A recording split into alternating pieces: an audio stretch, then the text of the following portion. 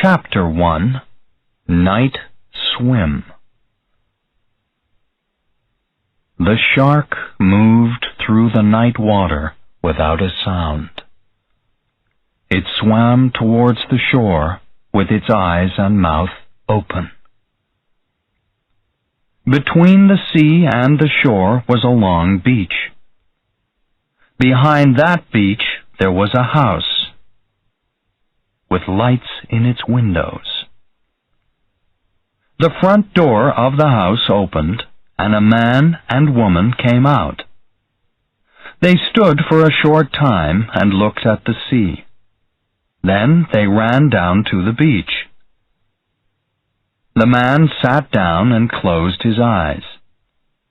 The woman smiled at him and said, "Do you want to go for a swim?"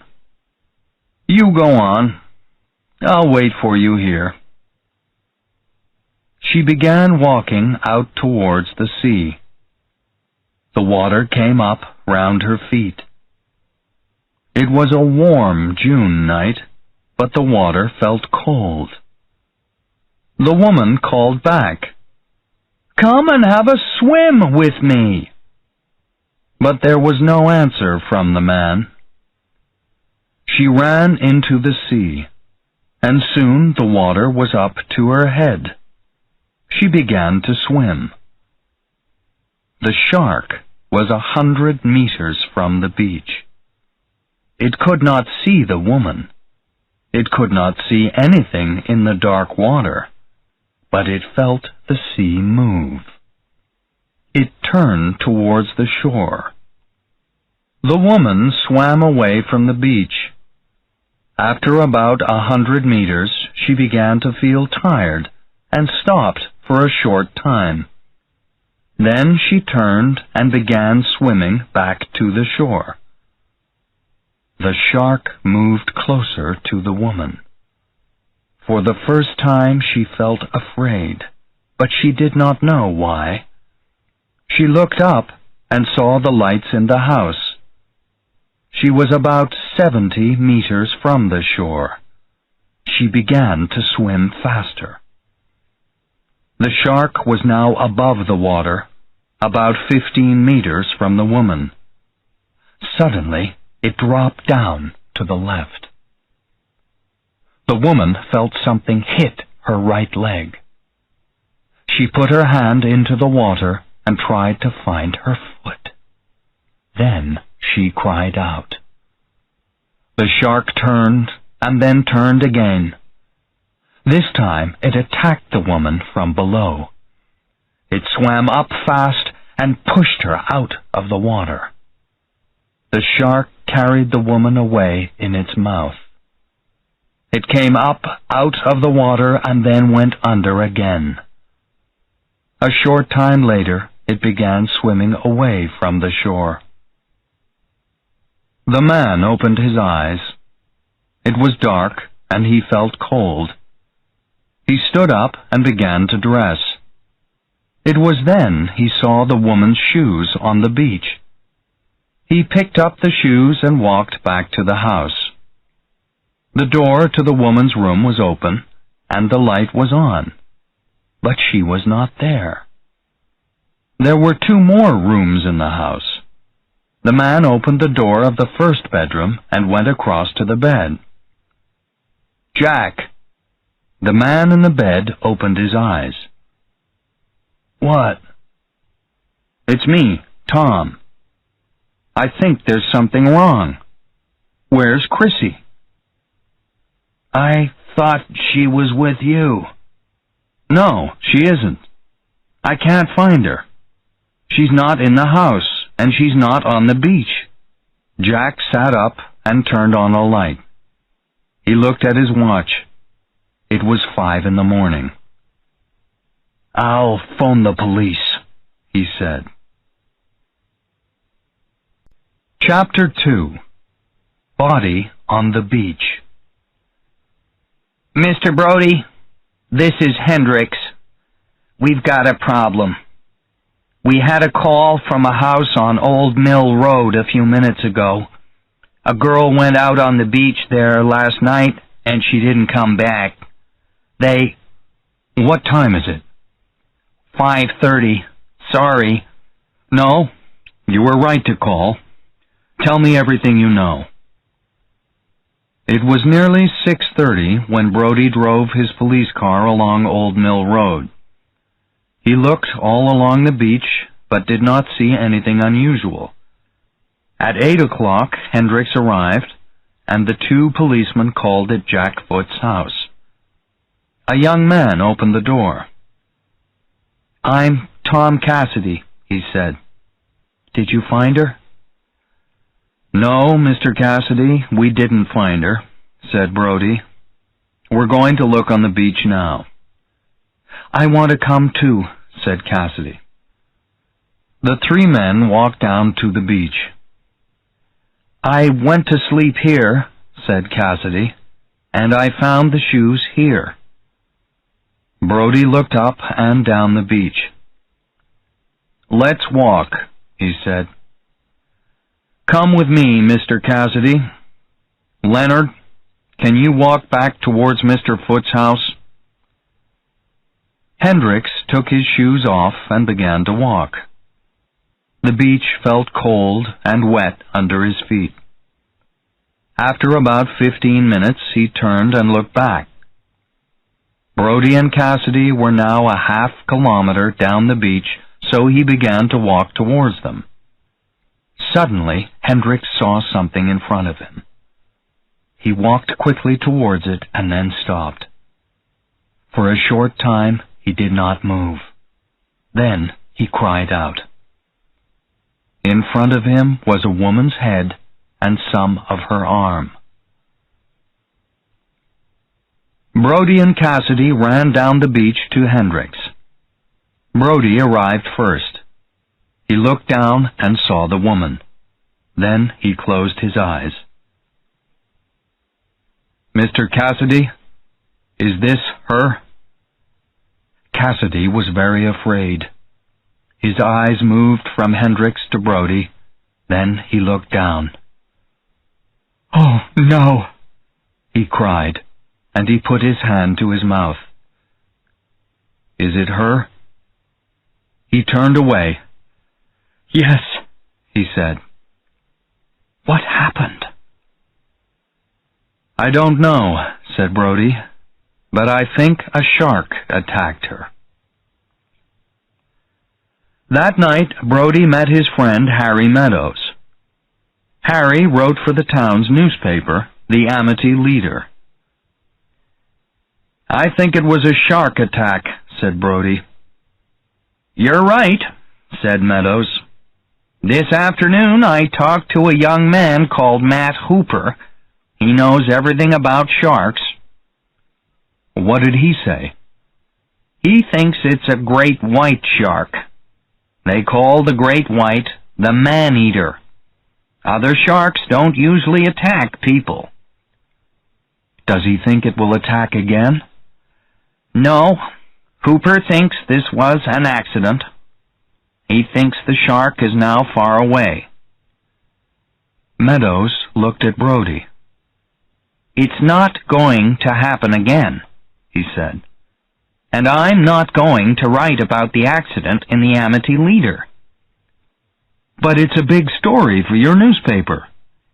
"I know, Martin, but it's summer, and this town must have visitors in the summer. People are afraid of sharks."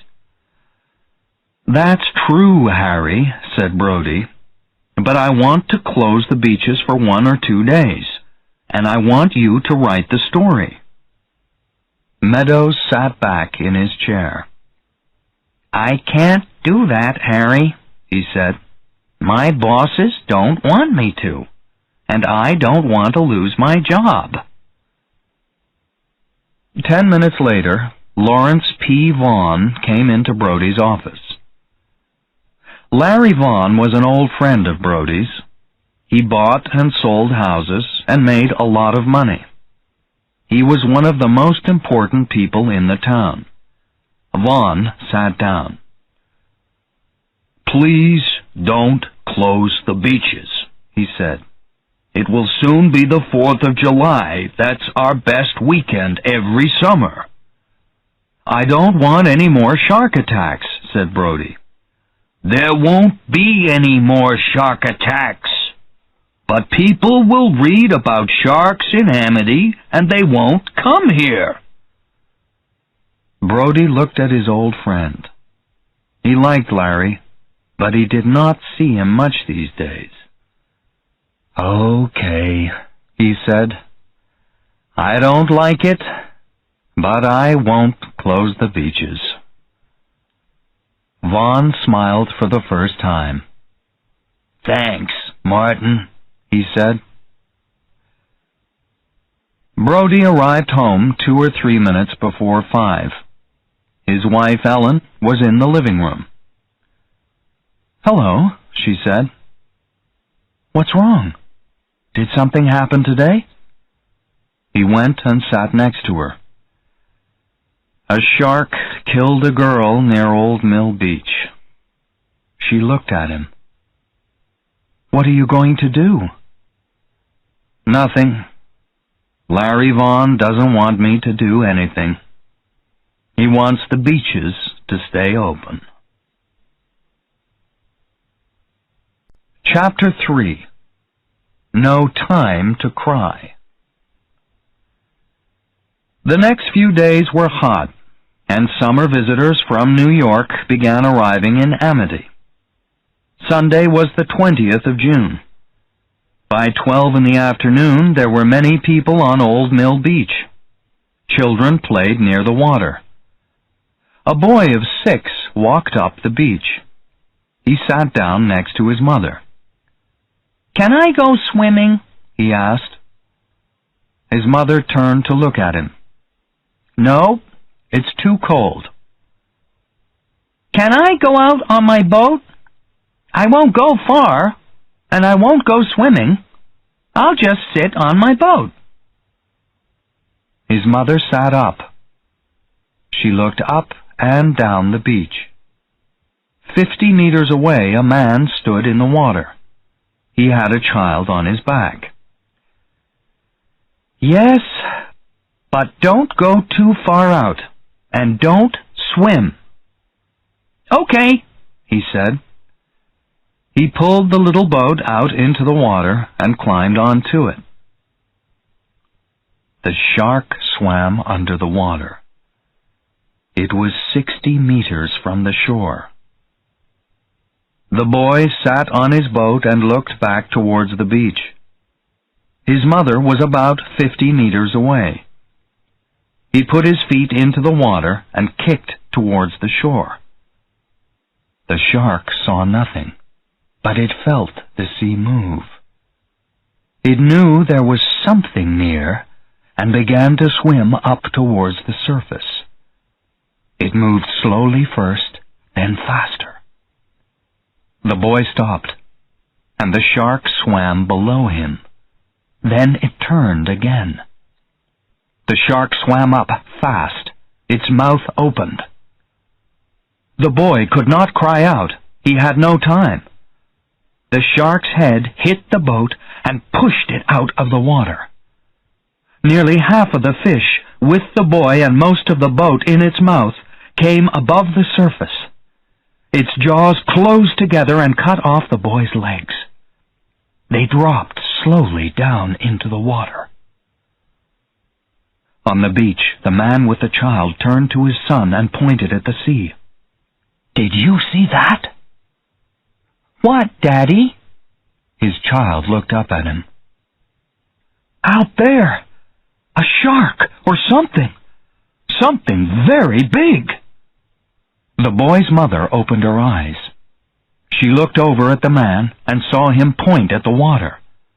People were running away from the sea. She sat up. Suddenly she remembered. "Alex," she said. The phone rang. Brody got up from his lunch and answered it. When he came back, he looked afraid and angry. "What is it?" asked Ellen. "A shark attack on a child." "Oh, no! And you didn't close the beaches. She stopped. Yes, I know, he said. I didn't do my job. 20 minutes later, Brody arrived at the police station. The boy's mother was in the office. I'm sorry, said Brody. The woman began to cry. Suddenly, the door opened and Hendricks ran into the room. "Shark attack!" he cried. "We know, Leonard," said Brody. "This is the boy's mother." "Boy?" said Hendricks. "What boy? This was a man, an old man, 5 minutes ago." On Monday morning, Brody arrived at the police station soon after 7. He went into his office and found a newspaper on his desk. On the front of the newspaper it said, "Shark attack kills 2 in Amity." Brody sat down and began to read the story. "Is that from New York?" Brody looked up and saw Meadows at the door. "Yes. Did you write about it too?" "I did," said Meadows. "And I spoke to Matt Hooper last night." "Does he think that one fish is doing all this?" "He doesn't know, but he thinks it is. He thinks it's a great white." "I do too. I don't know a white shark from a green shark, but I think it's one fish. Can we do anything?" "Yes, there's one thing," said Meadows. "We can put food in the water for the shark. That'll bring him to us." "But then what do we do?" "We catch him with a harpoon." "Harry, I don't have a police boat. And I don't have harpoons." "There are fishermen here. They have—" A noise outside the office stopped Meadows. Suddenly the door opened, and a woman ran into the room with a newspaper in her hand. It was the mother of Alex Kintner. Hendricks came up behind her and said, "I'm sorry, Mr. Brody. I tried to stop her." "That's okay, Leonard," said Brody. "Come in, Mrs. Kintner." She walked up to Brody. "What can I do?" The woman hit him in the face with the newspaper. Brody jumped back. The newspaper fell to the floor. "You knew it was dangerous," she cried. "You knew that the shark killed somebody on Thursday, but you didn't do anything." Brody did not answer for a second. Then he said, "Yes, it's true. But it's Mrs. Kintner." The woman looked into Brody's eyes and began to cry. "You killed Alex," she said. "Why?" "It's—" Brody did not have the words. "It's a long story," he said.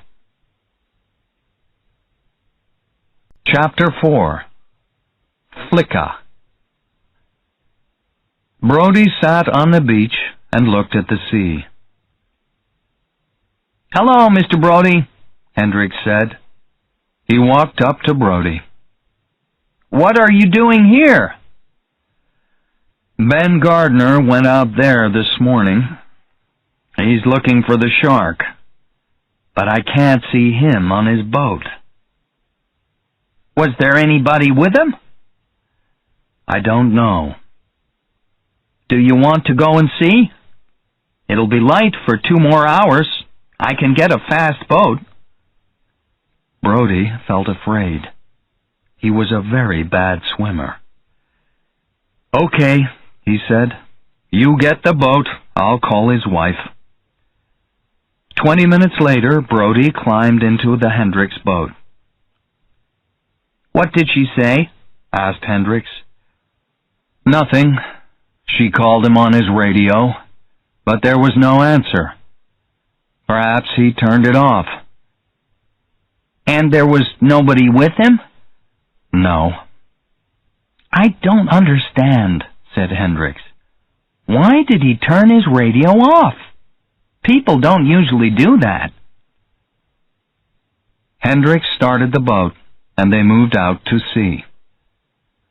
Gardner's boat was more than a kilometer from the shore.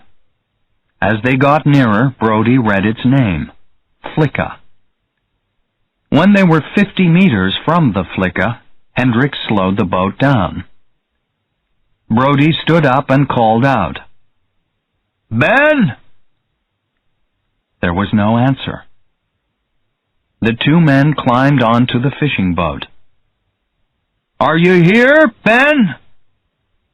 Again, there was no answer. There was a sudden noise, and Brody jumped. It was from the radio. Brody looked at Hendricks. He didn't turn off his radio. I don't understand it, Mr. Brody. Did Ben fall overboard? But he's not in the water, and he swims very well. Brody looked down into the water and saw 4 holes in the boat. "Look at these, Leonard. Can you see what made them?" Hendricks went down into the sea and looked at the holes. After a few seconds, he looked up and said, "Have you got a knife?" Brody gave Hendricks a knife. "What can you see?" he asked. "I don't know. Something white in one of the holes." Hendricks put his head back down into the water. After a short time, he came up and said, "Okay, I've got it." Brody helped Hendricks back onto the boat, and Hendricks dropped something big and white into Brody's hand. "It's a tooth," said Hendricks. Oh, no! Do you think the shark got Ben? Brody did not answer. He looked at the tooth again. Then he put it in his bag. "We can't do anything here now," he said. It was nearly dark when they got back. Harry Meadows met them. He had a young man with him. "This is Matt Hooper, Martin. What did you find out there?" Brody told them about the boat. Then he took out the tooth and handed it to Hooper. "What is it, Matt?" said Meadows. Hooper looked at the tooth. "It's from a very big, great white shark." "What do you think happened?" "I think this fish killed Mr. Gardner." "How?" said Brody. "Perhaps he fell overboard. Perhaps the fish pulled him over." "What about the tooth in the boat?" "The fish attacked the boat." "What for?" "Sharks are not very clever, Mr. Brody. They try to eat everything." "But a boat?" "A shark doesn't think. To him, it wasn't a boat. It was something big in the water. Remember that sharks are afraid of nothing in the sea. They attack anything." "And why is he staying around here for so long?" "I don't know. It's unusual, but sharks are unusual. We don't understand much about them, and I can try and find this shark. Can I have a boat?" "Yes, I'm sorry to say," said Brody. "Ben Gardner's. We'll get you out to it tomorrow. Do you think you can catch that fish?" "I'm not going to catch it." "Then what are you going to do?" "I don't know. I'll see." Brody looked into Hooper's eyes and said, I want somebody to kill that fish." Hooper laughed. "Who are you going to get to do the job?" "There's a fisherman called Quint," said Meadows. "But I don't know much about him. He works somewhere near Promised Land Beach." Hooper said, "Look, Mr. Brody, this is only a shark." Brody began to feel angry. Hooper did not understand. The next day, Larry Vaughn met Brody and Hooper. "Hello, Martin. I heard about Ben Gardner. What are you going to do?" "We closed the beaches down." "I know that. Nobody is coming to Amity now." "So what do you want me to do?" said Brody. "I thought, can we open the beaches for the 4th of July weekend?" "No, we cannot." "Now listen." "No, you listen, Larry. I listened to you before, and 2 people died. We're going to catch that fish. Then we'll open the beaches." "But this town is dying." "I know, Larry," said Brody, "but we can do nothing about it." Chapter 5. Shark. The next weekend, Amity was very quiet. The beaches did not open. Hooper went up and down the shore in Ben Gardner's boat.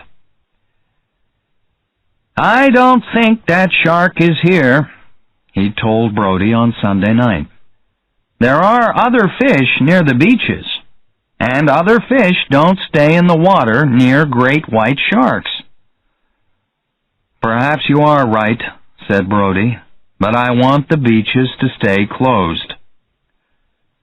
On Thursday morning, Larry Vaughn called Brody into his office. Hooper was there, and there were some other important men from the town. Everybody sat around a table.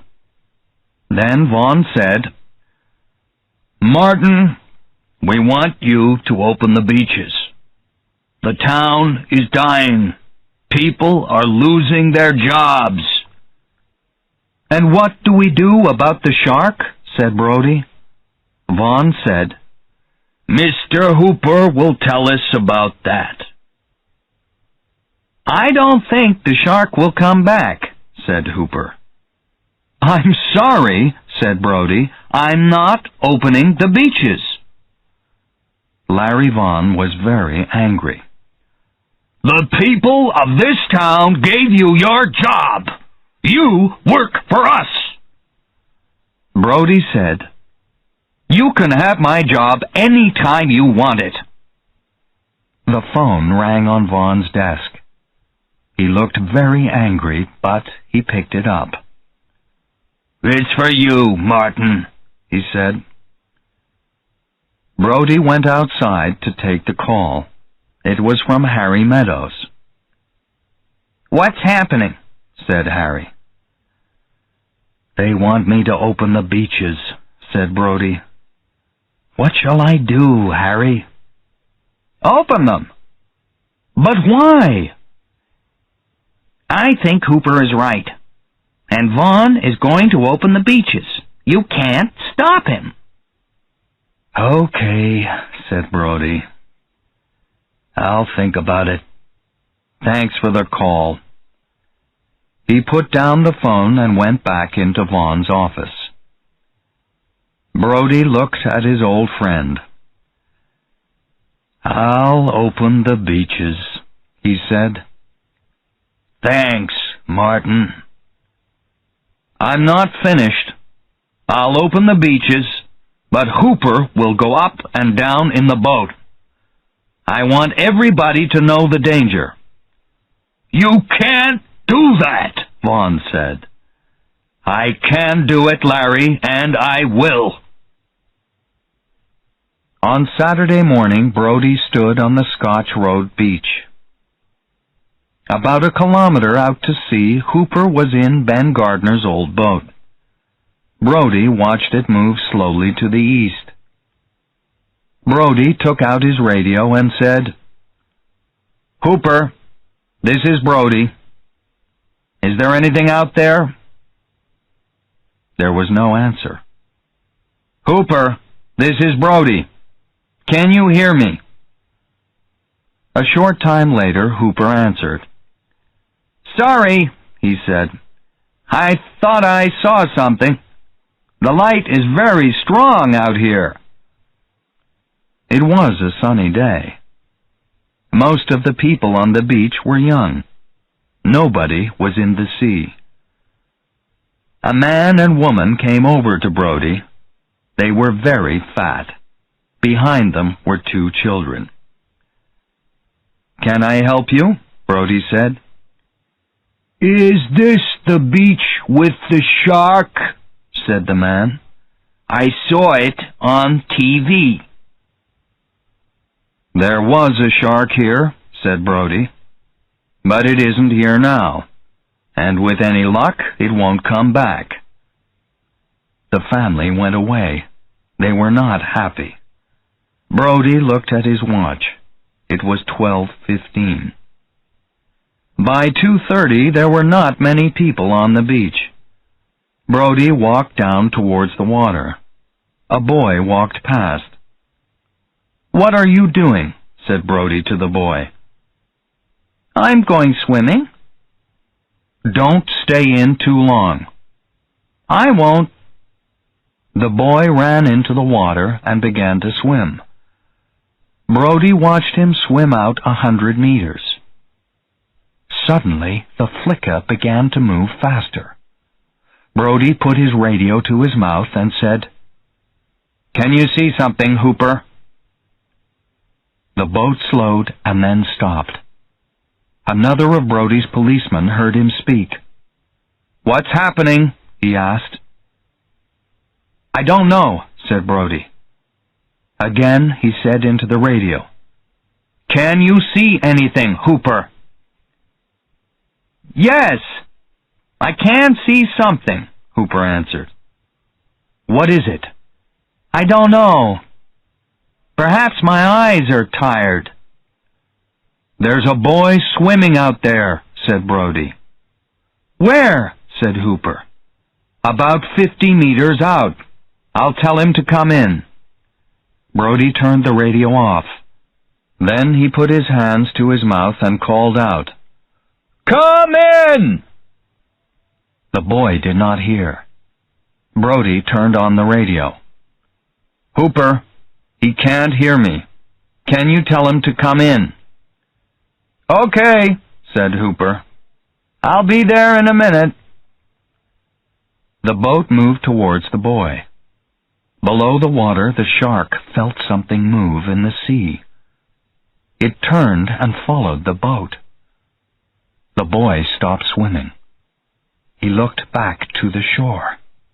Brody called, "Come in!"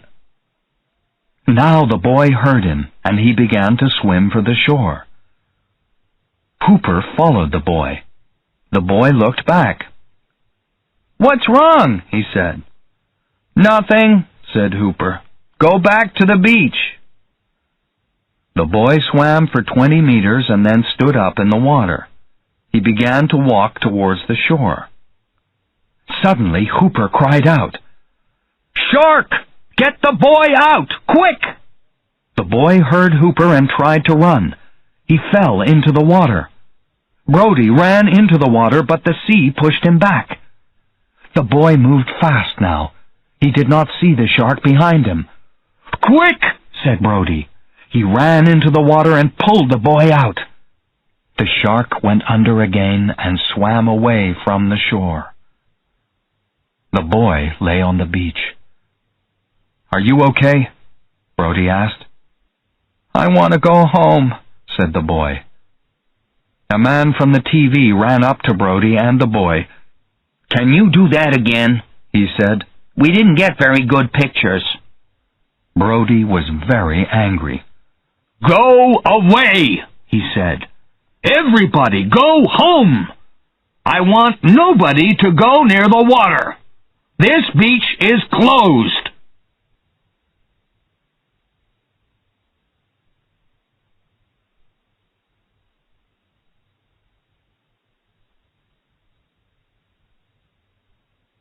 Chapter 6. Quint. "What do you think, Harry?" said Brody. "Can this man Quint help us?" "We can try him," said Meadows. "We don't have anything to lose." "I don't think he can help," said Hooper. "This shark—" "Do you have a better plan?" asked Brody. When Hooper did not answer, Brody picked up a phone book. "Here it is. There's only one Quint, and he doesn't have a first name." Brody phoned the number.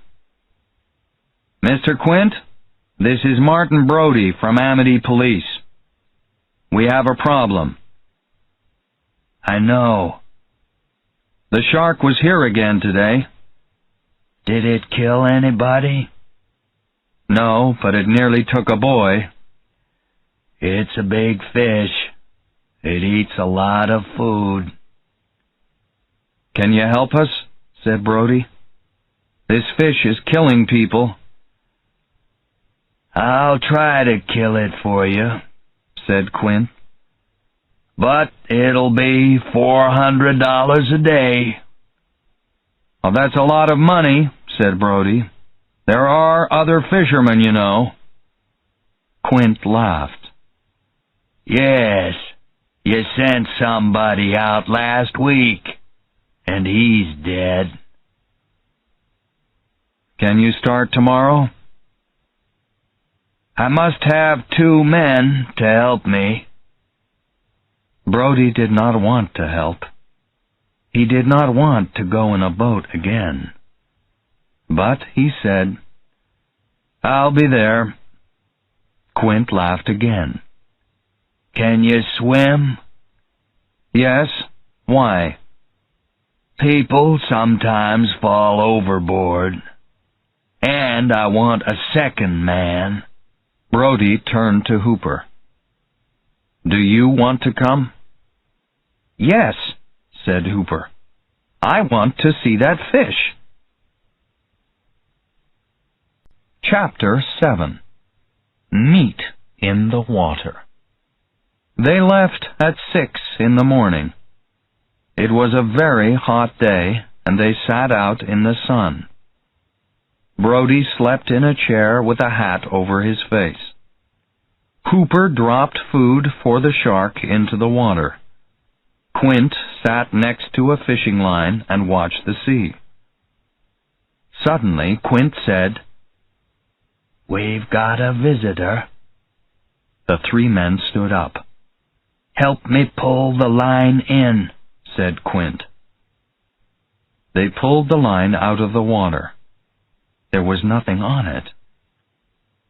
"I think that was your friend," said Quint. "He broke our line." "What do we do now?" said Brody. "We wait. Perhaps he'll take the other line." They waited. Nothing moved on the surface of the water. Then something pulled the second line. The line stopped moving. "He did it again," said Quint. "We'll try a stronger line." Quint dropped a thicker line into the water. "Come on," he cried. "I want to see you." "Will he break this line too?" asked Brody. "Yes, I think so," said Quint. "We can't stop him. I'm trying to bring him to the surface."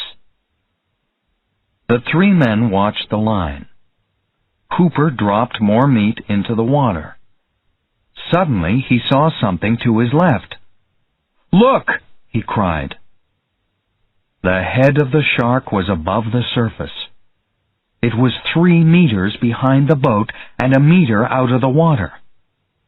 The 3 men saw its 2 black eyes and its half-open mouth, and they saw its teeth. "Get a harpoon!" cried Quint. He moved quickly to get the harpoon. At the same time, the shark went back under the water. "What a fish!" cried Hooper. "His head was 2 meters across. How big was he?" "It's hard to say," said Quint. "Perhaps 8 meters, perhaps more." "I hope he comes back," said Hooper. "Did he smile at us?" said Brody. "No, his mouth was open," said Quint. "Remember, he's only a fish." "What do we do now?" asked Brody. "Do we drop in more fish food for him?"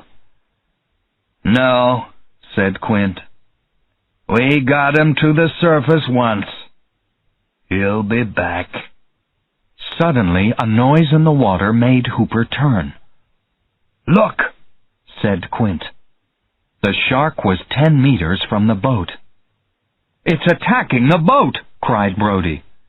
"Hand me the harpoon," said Quint. The shark came very near. It looked at Hooper with one of its black eyes. Then it swam past below the boat. Quint picked up the harpoon. "Behind you!" cried Hooper. "He went under the boat!" Quint turned and pointed the harpoon. The shark moved away from the boat and began to swim down. Quint sat down and laughed. "That was lucky," he said. "He didn't attack the boat." He looked at Brody. "Are you okay?" "I don't understand it," said Brody. He thought about the young woman, Chrissy, and the boy, Alex Kintner. "That thing isn't a fish." "It is a fish," said Hooper. There was a smile on his face. He was very happy. "And what a fish! It's beautiful."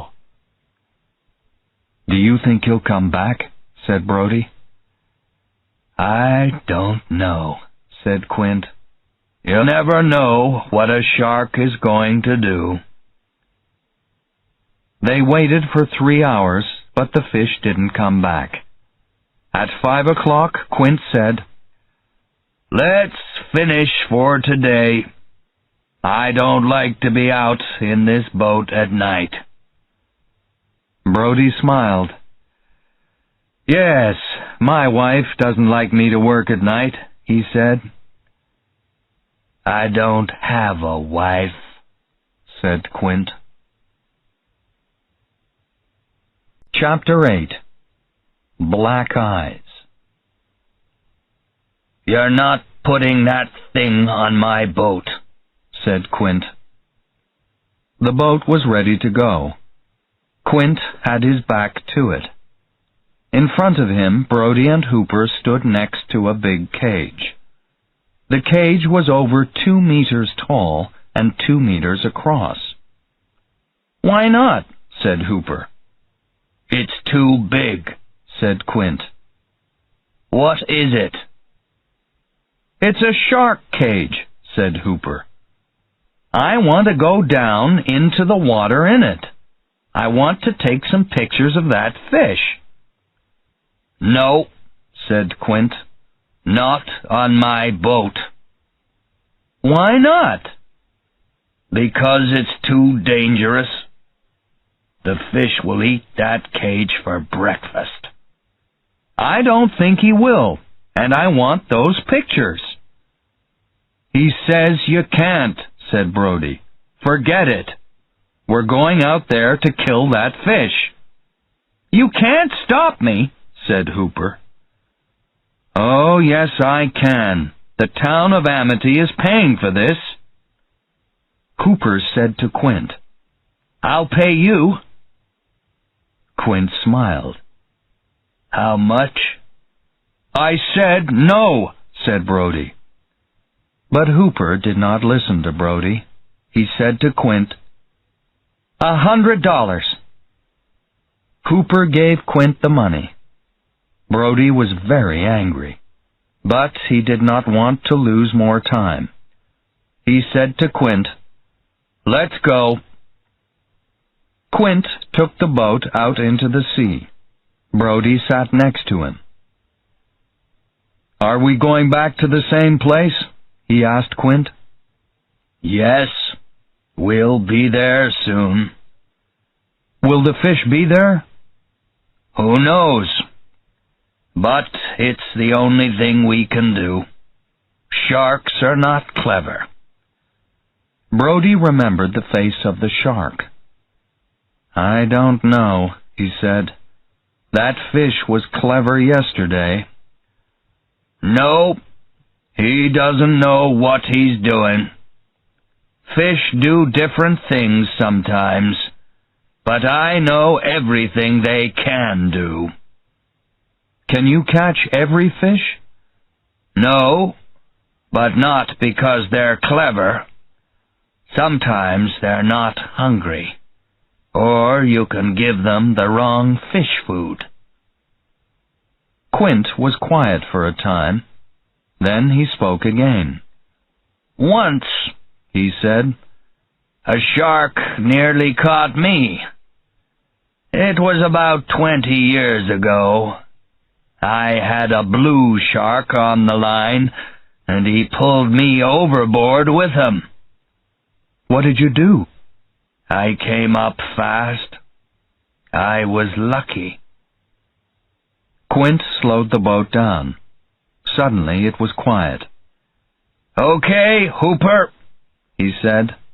"Start throwing the fish food overboard." By 10 o'clock there was a light wind. The men sat and watched the sea. They said nothing. Hooper dropped meat into the sea. Brody got up to get a drink. Suddenly Quint said, "There he is." Hooper jumped up and said, "Yes, there he is." "Where?"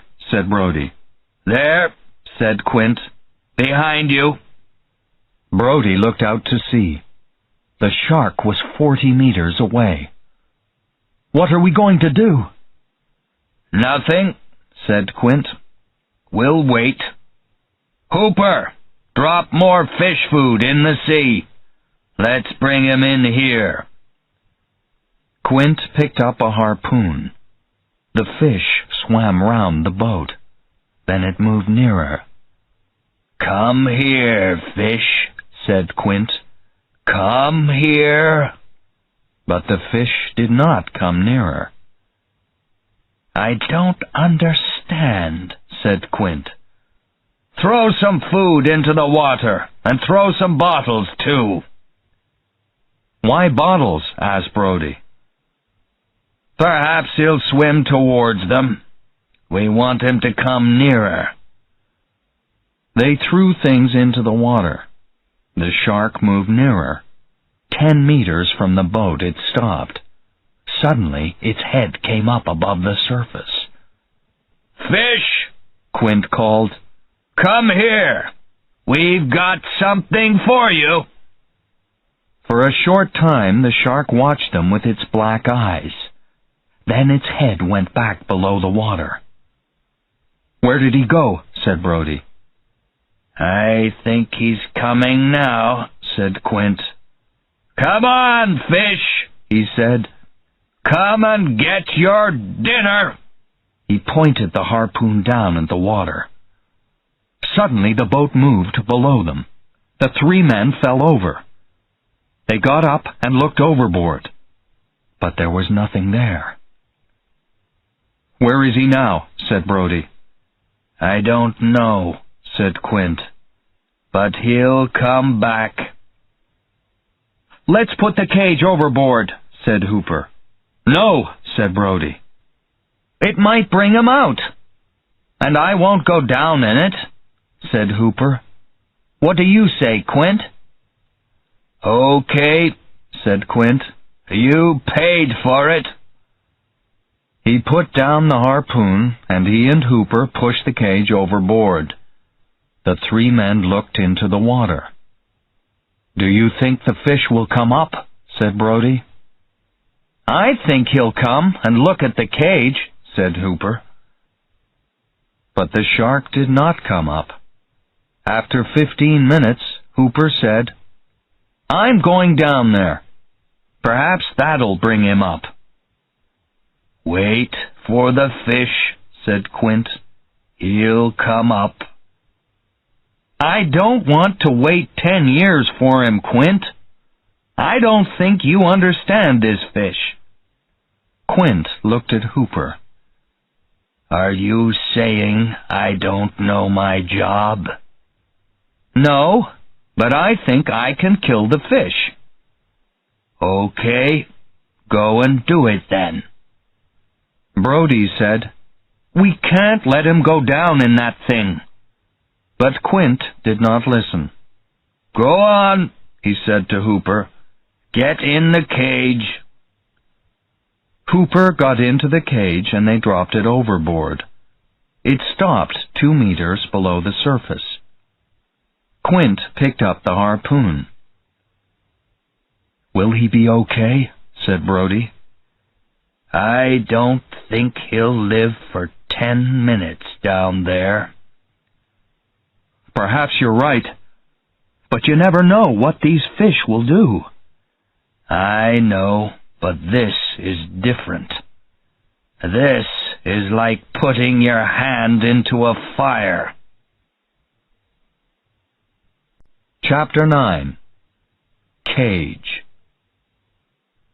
Below the surface, Hooper looked for the shark. He knew that Quint was wrong. The shark was not below the boat. It did not sit in any one place. Sharks never stopped moving.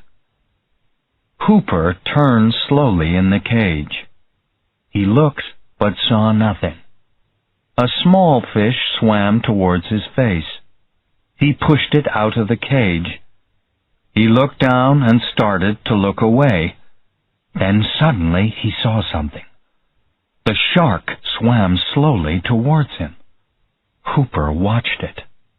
What a beautiful fish! It came nearer, and Hooper moved back. The shark's head was now only about a meter from the cage. It turned and began to swim in front of Hooper's eyes. Hooper put his hand out and touched it. It felt cold and hard. The shark began to move away from the cage. "What's he doing down there?" Brody asked. Quint did not answer. He stood with his harpoon in his hand. He looked down at the water. "Come up, fish," he said. "Come to Quint." "Do you see it?" said Brody. "What's it doing?" "Nothing." Hooper began taking photographs. He watched the shark turn towards him. It moved fast, with its mouth open. He waited for the shark to turn again. But the shark did not turn. It hit the cage and made a hole in it. Hooper fell back. "It's attacking!" cried Brody. He tried to pull the cage out of the water. "Throw the harpoon!" "I can't throw it. I must get him to the surface first. Come up! Come up!" The shark moved back out of the cage. Hooper tried to get to the surface. He saw the hole in the cage. The shark pushed its head through the hole again. Hooper moved to the back of the cage. The shark pushed again, and Hooper saw its teeth. The jaws of the shark closed around him. Hooper pushed his hand into the black eye and thought, "I'm going to die." "He's got him!" cried Brody. "Do something!" "The man is dead," Quint said. "How do you know?" "He's dead." The shark left the cage and dropped down a meter. Then it swam up towards the surface. "He's coming up," said Brody. The shark hit the surface 5 meters from the boat. It carried Hooper in its mouth. Quint threw the harpoon, but the shark began to swim down into the water, and the harpoon went over it. The shark dropped below the surface. "What do we do now?" said Brody. "We'll go back," said Quint, "for now." "But why do you want to come back? That fish is too strong for us." "I'm going to kill that thing," said Quint. "I don't think I can get more money for you." "This is not about money." "What are you saying?" Brody looked at Quint. "I'm going to kill that fish. Do you want to come with me?" Brody looked into Quint's eyes. They were as dark as the eyes of the shark. "I'll come," said Brody. Brody arrived home late that night. He told Ellen about Hooper. She was very sad. "It's over now," she said. Brody did not answer for a time. Then he said, "We're going out tomorrow at 6 o'clock. "Why?" cried Ellen. "What can you do?" "We're going to catch the fish and kill it." "Do you think you can?"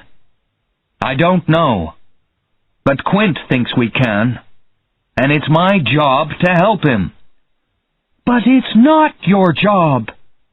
She was very angry and very afraid. She began to cry. Brody said nothing.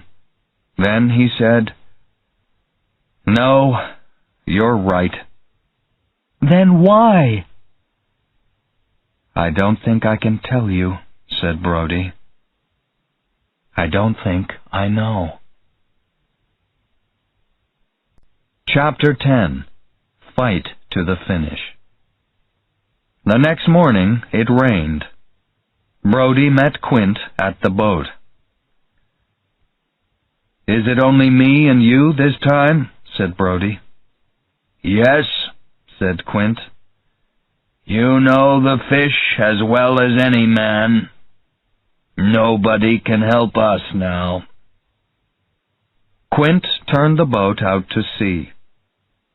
After 10 minutes he slowed it down. Brody looked back towards the shore. "We're not out as far today," he said. "We can't be more than 3 kilometers from the shore." "That's right." "So why are you stopping?" Quint pointed to the shore. "I don't think he'll go out far today," he said. "I think he'll be somewhere between here and Amity." Quint stopped the boat, and Brody began dropping meat into the sea. Quint threw a line overboard. Then he put a barrel on a harpoon line. "Okay," said Quint. "Now we wait." An hour went by. Nothing happened. Brody stood up and looked overboard. Suddenly he saw the head of the shark, with its black eyes and open jaws. It was less than 2 meters away. "Oh no," Brody said. "He's here." Quint jumped up. The shark's head dropped back into the water. A minute later it hit the boat. The boat moved up and down.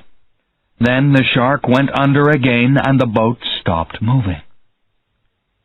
"He waited for us," cried Brody. "How did he—" "I don't know," said Quint.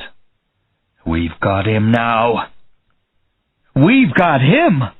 Did you see what he did to the boat? He's got us, I say." The line moved. and there were noises from under the boat. Quint stood and picked up a harpoon gun. "He'll be back soon." The boat moved again. Quint put his head overboard and cried, "Come out from under there!" "What's he doing?" Brody asked.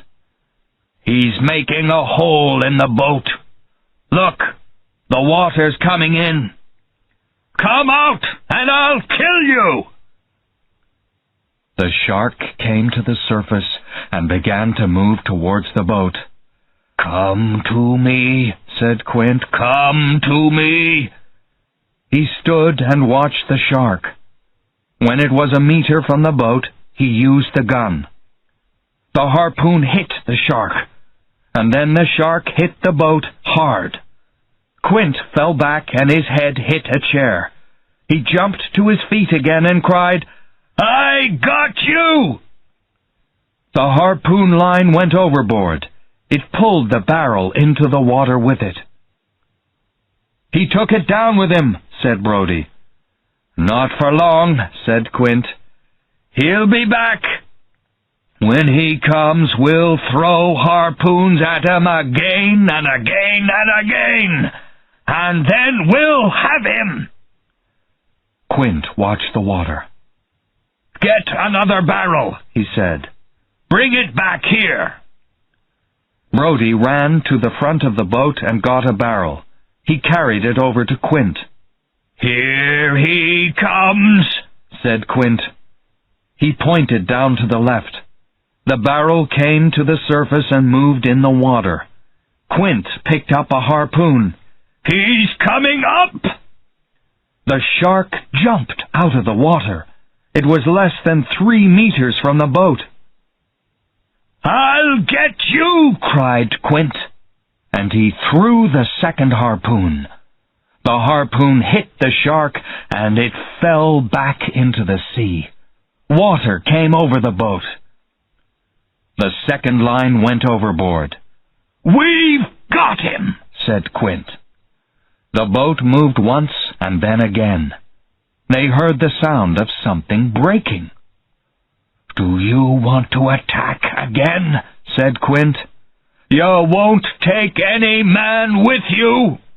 Quint started the boat and they began moving away. "Is the boat okay?" said Brody. "He made a hole under us," said Quint. "That will be okay." "That's it then," Brody said happily. "The fish is dead." "No," said Quint. "Look." Brody looked back and saw the 2 red barrels in the sea behind them. "Why is he coming after us? Does he think we're food?" "No, he wants to fight us."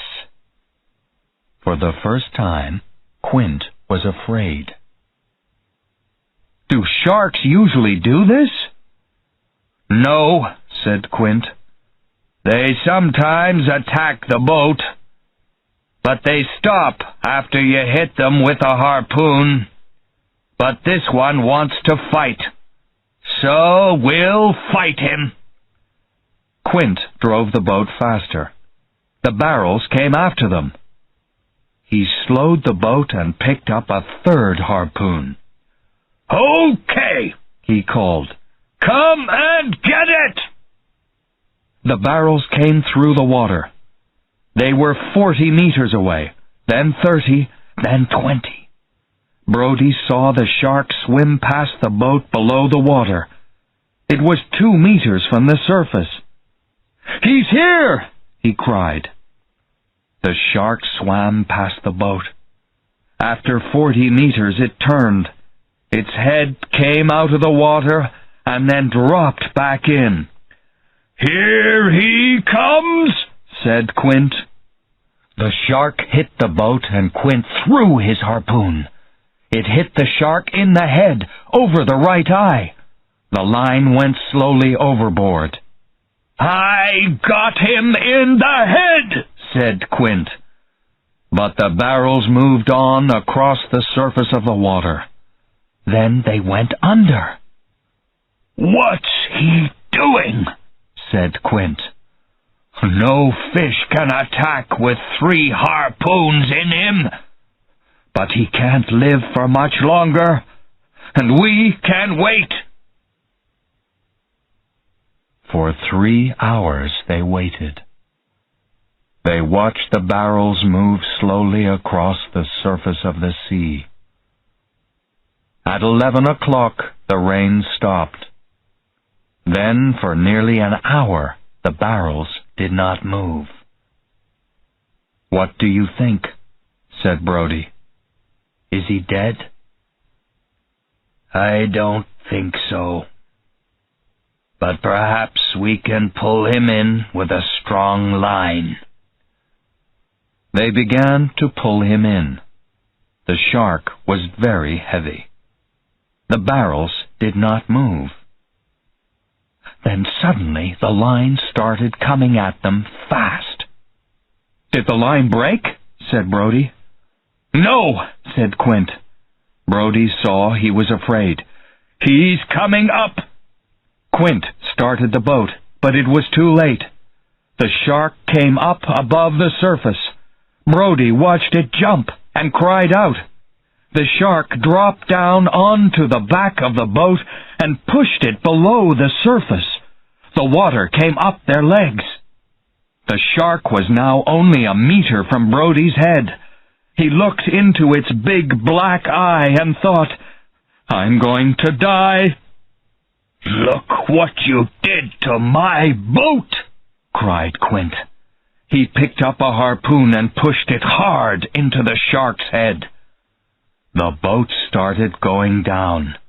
The shark fell back into the sea, but the line from the harpoon began pulling Quint into the water. Brody tried to help him, but it was too late.